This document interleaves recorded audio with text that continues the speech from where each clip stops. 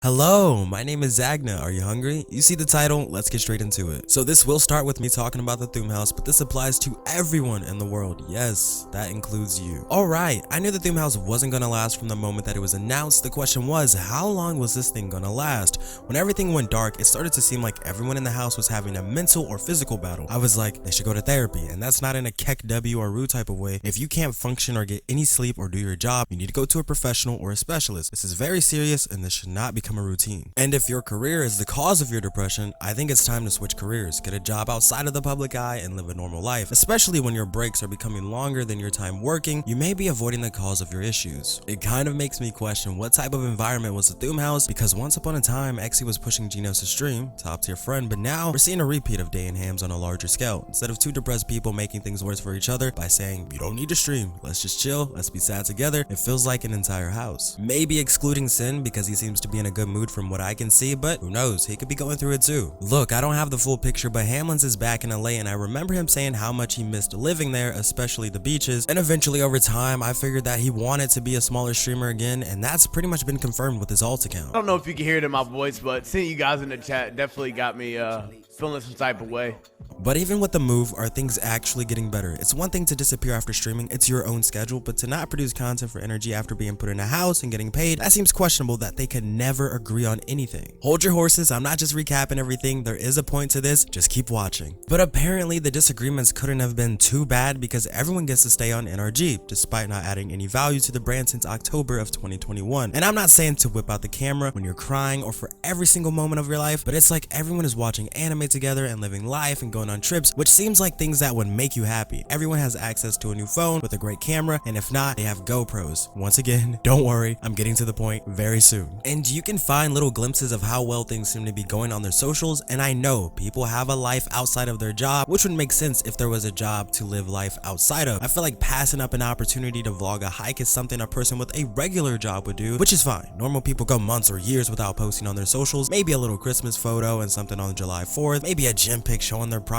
But if I'm going on vacation as a content creator and my first thought isn't, I have to vlog this would be great content, I would tell myself, being a content creator is probably not the career for me. I understand this balance of living in the moment and not everything needs to be put on the internet, but there wasn't much balance. How are the fans supposed to gravitate towards the Thuum House members if we never got to know them? Yeah, they had introduction videos, but you get to know someone over time, not in 5 minutes. And when they don't really post and the Thuum House doesn't really post, if we change up their bios to something normal like gamer, food lover, and remove energy from their names, you wouldn't think being a content creator was their job. It was just a short moment in their life that lives on the internet forever. Alright, so I'm finally getting to my point. Hey, thank you for being so patient. Leave a like while you're here. I'm not saying don't take care of your mental health or your physical health. I'm not saying don't take breaks, and I'm also not saying work yourself to death. I'm just saying you should take a break when you've earned it, and I feel like with the rise and focus of mental health, people abuse their time off, people justify their laziness. People will work a 3-hour shift and feel like they've earned a month off, and you can do that if you have plenty of money or live with your parents, but when you're on your own, you'll have to find a real solution, not just band-aids. Because if someone takes a chance and they decide to hire you, you're no longer a calculated risk, you're just a risk. As a boss, I would be so worried. Is this person gonna call if they can't come in? Are they gonna quit without telling me? Are they gonna put in work when it's time for them to work? What's gonna be the quality of their work? Are they gonna bring the team down because everyone put in effort for a project and they haven't even started? How much can this person actually contribute? That's not to say people that are mentally struggling shouldn't be employed, but at the end of the day, it's a business. It's one thing if you do your job and you're going through something, I would probably help. That's looking out for my employees. But if the person who I'm hiring who said in their interview, I'm a hard worker, I'm the last one to leave, I'll take on extra work, is always taking time off, being lazy, and never completing anything on time, I would rather just find a replacement. You may need therapy. If you have money to spare and your mental isn't where you want it to be, go invest into yourself. Spend that money on therapy. That should be your first thought. If you want better results, you're gonna have to do better things. If you're really going through it, you shouldn't be meditating for 5 minutes a day. You should make it 30 minutes or 45 minutes or an hour. Think about if someone showed up to the gym to do a 5-minute workout. You would be very confused. Like, while it's better than nothing, you really didn't achieve much. Even if it's your first time in the gym, get to know every machine, walk around, look at instructions, watch tutorials. This should take you at least 45 minutes, and that would be way more productive than just walking in and walking out. So many people say, I don't need it, I can do it myself, but then it's pretty obvious whatever you're doing is not working because you're always crying and you're always stressed out. But if you're happy and you found a healthy way of dealing with things, you may never go to therapy. You may need to be become super focused on the gym. You may need to walk more often instead of playing video games. You may need a better diet. I feel like more people have used their time to avoid problems and do things out of boredom instead of things that may not be enjoyable, but guess what? They're gonna help your life out tremendously. Once you start holding yourself accountable, your life becomes a lot better. Not blaming people for your issues, not lying to yourself, saying you're gonna change and not doing anything, but actually doing it is the key. Instead of doing things you love that will never allow you to make progress in life, do the things that need to be done, and then you can have fun later. What's gonna help you more? Watching anime for 8 hours or going to the gym for 2 hours, making a healthy dinner and making that video, sending in that application and learning that skill you've been talking about for an entire year. If you said watching anime for 8 hours, you need help and you know it. This is for everyone, not just the Thuum House. But now that the Thuum House is gone, did anyone learn anything? Did anyone become a stronger person? Did the Thuum House make your bad habits acceptable or even worse? Were you able to put your pride to the side to make content and make things work? Although they wanted to change the content, eventually they'll look back at this and see they had funding, all the planning taken care of, and all they had to do was show up and have fun. But if you take the route of doing everything on your own, it'll end up just like Smosh. When you're in control of everything, you may just end up doing nothing or slightly better, something, but it's never good quality. Sure, the money was great, but if you leave the house mentally destroyed and as an excuse maker justifying doing everything that won't help you, that temporary gain was not worth it, especially if you weren't even like that before. But with that being said, there has to be balance, and balance doesn't always mean it's symmetrical. Work-life balance could be working 5 days and taking 2 days off, or working out could be 4 days on and taking 1 day off, and then it repeats. It doesn't mean I will work for 3.5 days and then take 3.5 days off. Look at it like the gym. Sure, you have to give your muscles a break to grow. Days off are essential. That may mean not going to the gym at all or giving muscle groups the day off and training something else that day. But you wouldn't take 6 months off after completing 1 set because you need a break. You get a break in between sets, then you go again, and you get another break when you go home that day and rest, and you get another break on your days off, and then once you've really pushed yourself in the gym for weeks, you deload, and that's another break. And even with injuries, you can still work out. You just do it differently because working out usually in combination with recovery instead of just resting forever works a lot better. I see people at my gym in wheelchairs with injured arms or injured legs still working out the parts of the body that they can, and I'll leave you with this. Do what you can instead of nothing at all. If you're not where you want to be, it's most likely your fault. The less excuses you make, the more you'll get done. Look at it like this. If you focus on work, your time for fun will be way more enjoyable because you're not spending the whole time thinking about, oh, I need to take care of this responsibility and this